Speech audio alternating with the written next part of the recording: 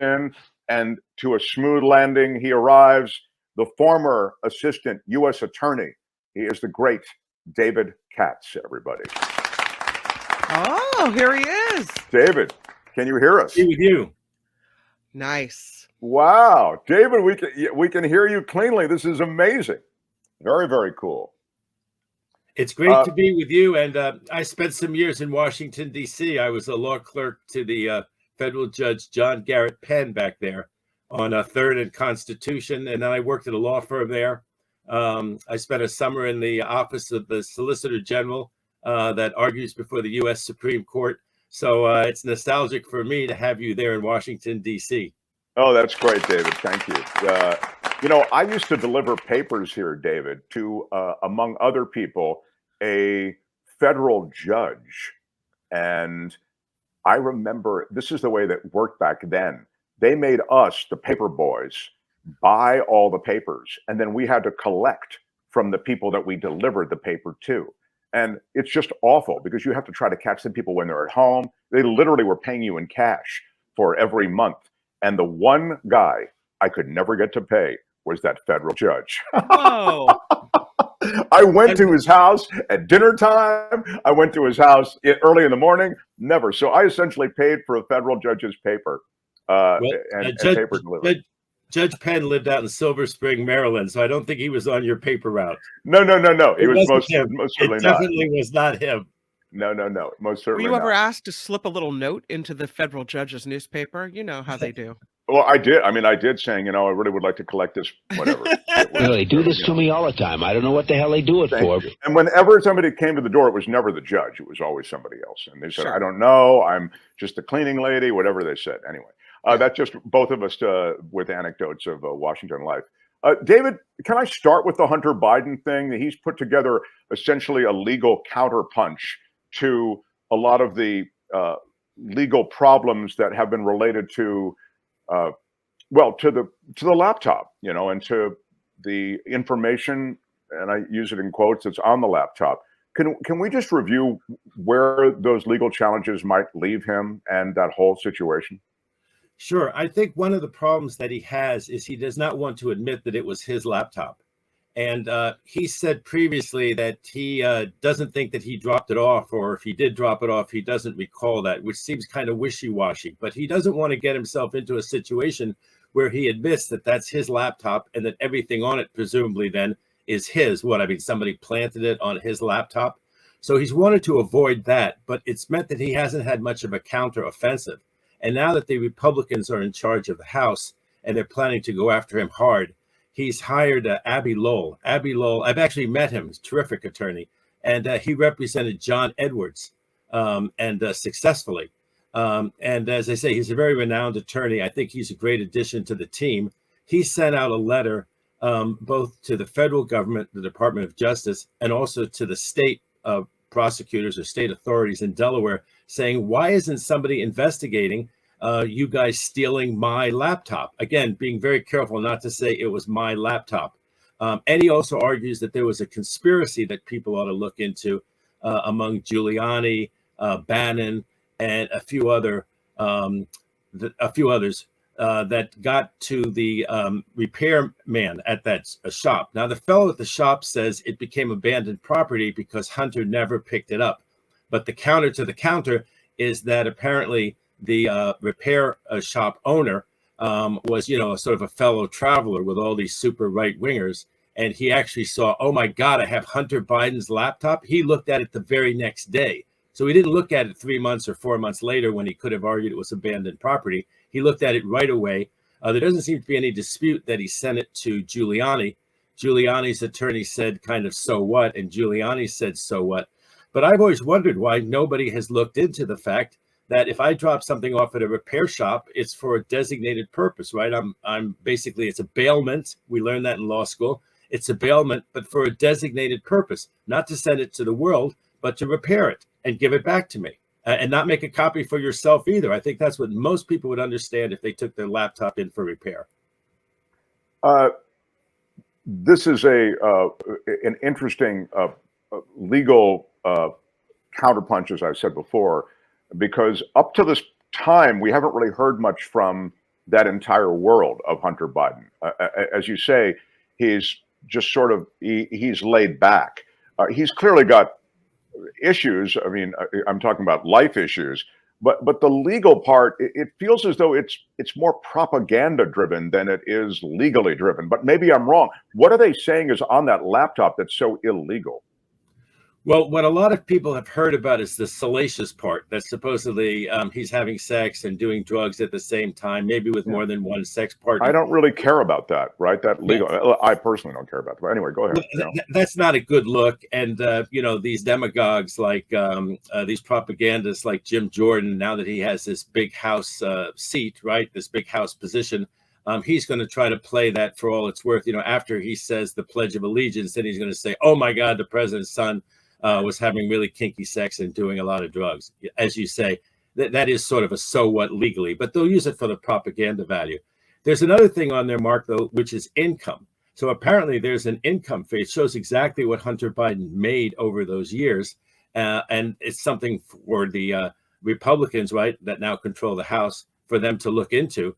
And then they hope that they're going to find something about the president.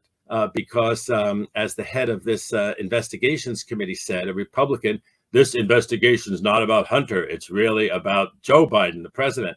So that's obviously where they want to go. They hope that they can find some connection on there that makes it, some memo about a meeting, something that makes it look like somehow Joe Biden was helping Hunter Biden, meet the right people, make this money, show up at a meeting where his son trumpeted that, I've got influence with my dad, and then his dad would actually show up and glad hand the people there. I think it's a total nothing burger, but they want to use it for whatever propaganda value. I agree with you. It's more propaganda than legal at the end of the day. I want to, unless you have anything more on that, I wanted to ask you about what is the biggest news in Trump land, which is the likely court case and the first one to make it to the finish line. There are all of these different, I would think, competing legal entanglements that Trump has. And it looks as though it's the payoff that will likely make it to a courtroom first. Can you weigh in on that?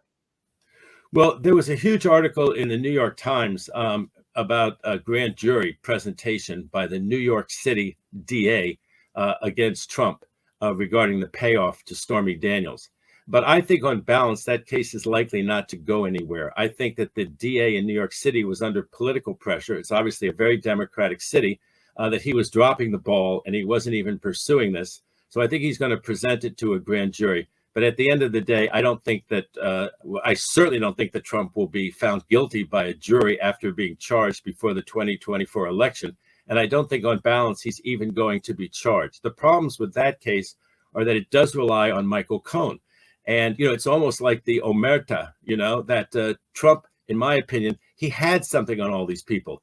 He didn't have like normal, super competent professionals like you or I would hire. He hired people like Michael Cohen, like this Alan Weisselberg. And in part, I think he knew that I think that Trump thought very, very clearly, kind of like a racketeer, that, what'll happen? What's my plan B when these people all turn on me? And he surrounded himself with people who would be not very credible. And so that's the problem that I think the prosecutors are going to have with this payoff case. The only one who benefited was Trump. Why on earth would a lawyer reach into his own pocket and take $130,000 of his money to go pay off something for his client, unless his client told him to do something? And he said that he knew from the client that the client, Trump, was going to reimburse the lawyer Cohen. But, Weisselberger, with all the trouble he's in, and he's in Rikers Island prison as we speak, has never said that Trump did anything criminal. He went all the way through, Mark, being a cooperator without cooperating against Trump. And then you just have, Trump's defense will be as 10 days before the election, I was running around this place, that place. The lawyer said he was going to do something. The lawyer did it. He paid this money, and I didn't really know the laws. And it's all very technical. When I was on with Pat Thurston, she said, you mean this man said he could run for president? He knew enough to be president, but he didn't know enough to comply with a simple, campaign financing law. But that will be his argument. And remember, they have to prove the case beyond a reasonable doubt to the satisfaction of all 12 jurors. So I think that the two cases that are really good at this point are the state case in Georgia, because they have Trump on tape saying, find me. 11,700 votes. Finding meaning concoct me, corruptly, plant, do something, make it look like I got 11,000 votes that I didn't. It seems that's a strong case in state court in Fulton County, Georgia. And of course, the big case federally is the insurrection. I think if they're going to get him for anything, it's going to be the insurrection. I think the Mar-a-Lago documents, as awful as what Trump did, as much as he obstructed justice, in my opinion, I think it's all, between Pence and Biden, and there's other search warrants that have been now against Biden.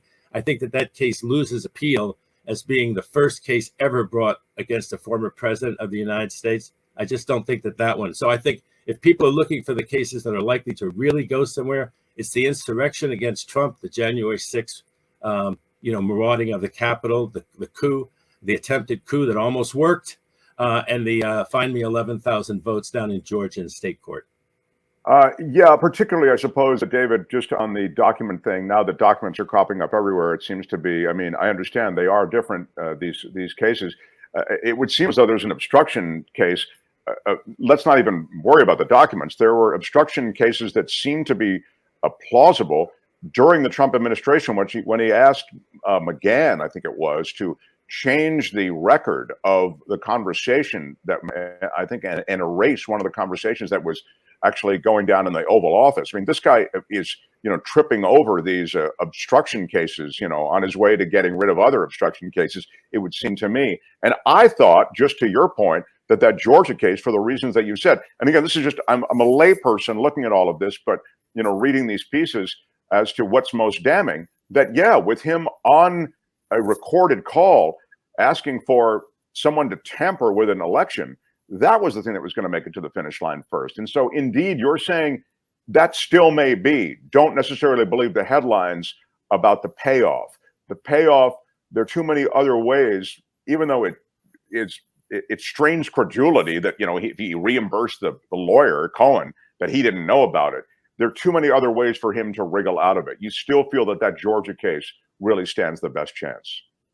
I think that stands the best chance. I think that there's some optics that are very strange about a former president being charged in a state court in Atlanta between the demonstrations that would take place and all of that. But I think that there's no reason that should not happen from the point of view of the district attorney down there. So I think that's one that may really move forward. As you see Trump generally being slow walked through the judicial process, can you explain to us why people like Trump and the white collar community, just in general, seems to the judicial process just seems to move far more slowly for these people of privilege than it does for the rest of us? Well, after being an assistant United States attorney, I've been a criminal defense attorney, mainly specializing in these federal white-collar cases. I used to joke that I thought Trump was going to be my client, not my president, because this is the kind of conduct that you do see in white-collar cases. You see this kind of bankruptcy fraud. Somehow, all 5 of the hotels fail, but somehow Trump comes out of it smelling like a rose. Other people are screaming the unions aren't paid, the vendors aren't paid. But somehow, Trump lands on his feet, and, a bankruptcy fraud is not prosecuted very much. That is not abnormal that he slid out of that one. And if you look at Trump never really was a huge corporate executive. That was a fairly small company. Trump's really is a fairly small company.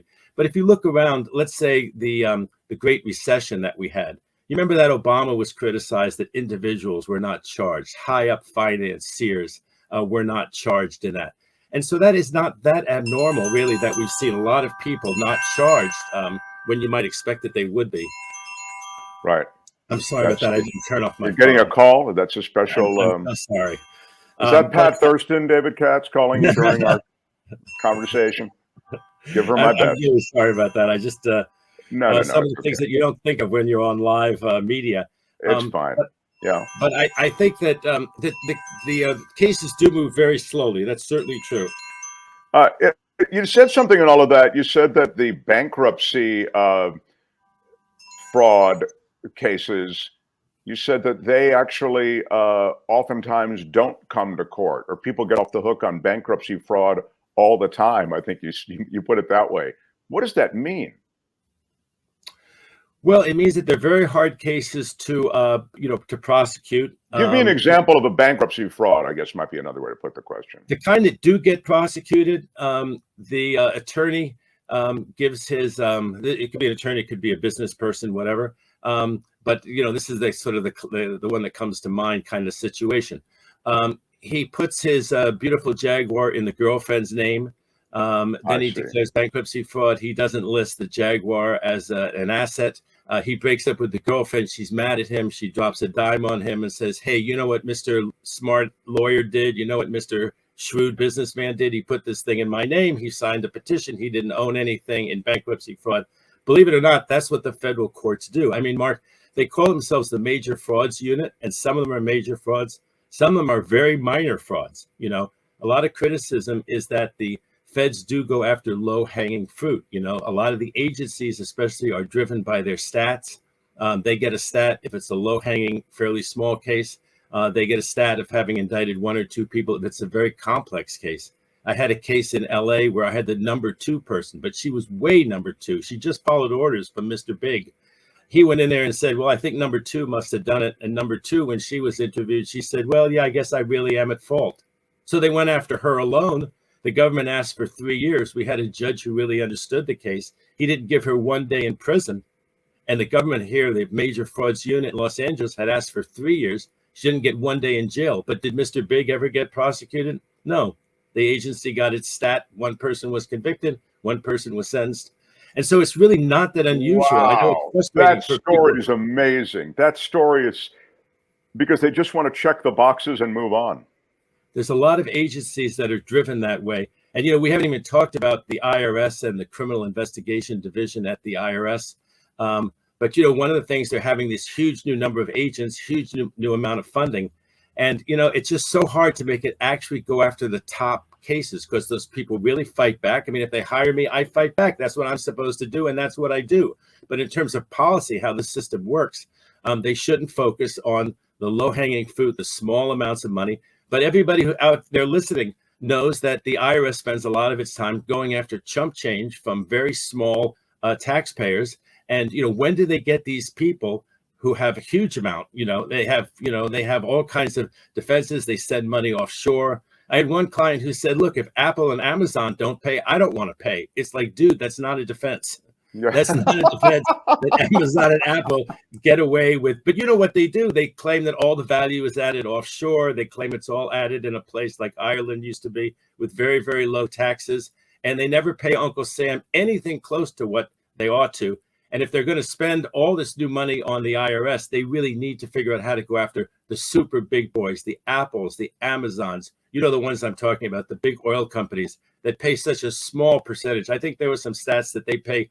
I'm not sure of these stats, but it's a very small amount. I think it was something like 4 or 5% if you really look at how much they pay. And, the average person can get up to 30, 40% taxation between state and local, state and federal, excuse me. By the way, just to on the Trump thing and on the tax thing, this comment from Al Anonymous, who's my nemesis here. Hearing Trump is charged with X has become similar to shooting at X location. Keeps happening, nothing happens.